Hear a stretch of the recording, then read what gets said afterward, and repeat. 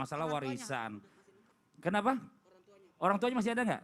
Alhamdulillah masih ada. Masih ada, nanti kita. Ustadz Maulana, saya mau nanya nih Ustadz nih ya, bagaimana caranya katanya biar kita ini ikhlas. Oh, Mas Ardi ini mau nanya dulu deh. Mas Ardi mau nanya katanya.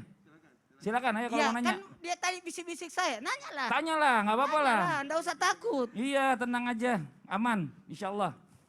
Ustaz, mau nanya ini lagi. Iya. Bagaimana cara memberi yang ikhlas dan buat kita agak malu kalau ngasih seadanya?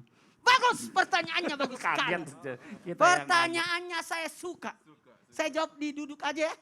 Boleh? Ya. Ya. Atau duduknya supaya agak jauh. Sasam di sini. Aku, Iya, aku jawabnya di iya. sini Iya. supaya nggak terlalu ya gini. Oh, ntar ketuker. Enggak apa-apa.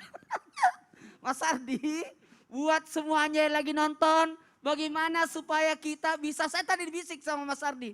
Ustadz, saya itu masalahnya, ada masalah saya. Apa masalahnya Mas Ardi? Aku tidak bisa meminta.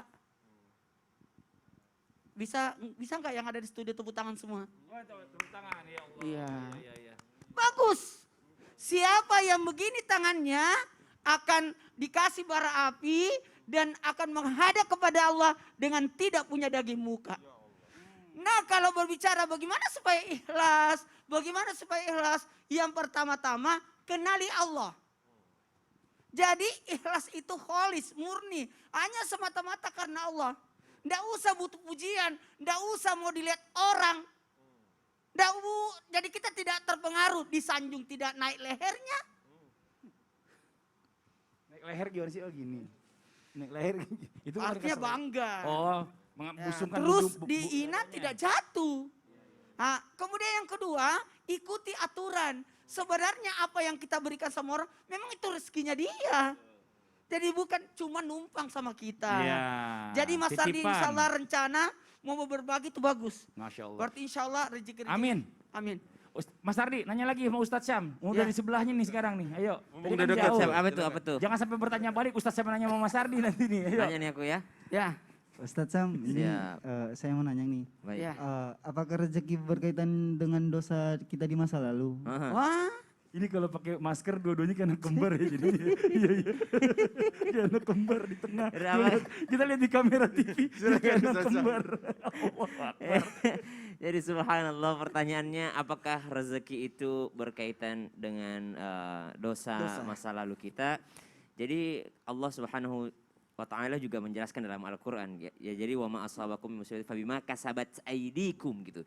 Jadi karena ulahmu sendiri, apapun yang menimpamu itu adalah karena ulahmu sendiri. Jadi kalau ditanyakan ada nggak dalil yang mengatakan karena dosa masa lalu, bisa jadi karena Allah katakan wa ma asabakum min musibatin fabima kasabat aydikum, disebabkan karena kesalahan kalian sendiri atau ulah kalian sendiri di masa lalu. Tapi ingat Allah itu Maha Pengampun.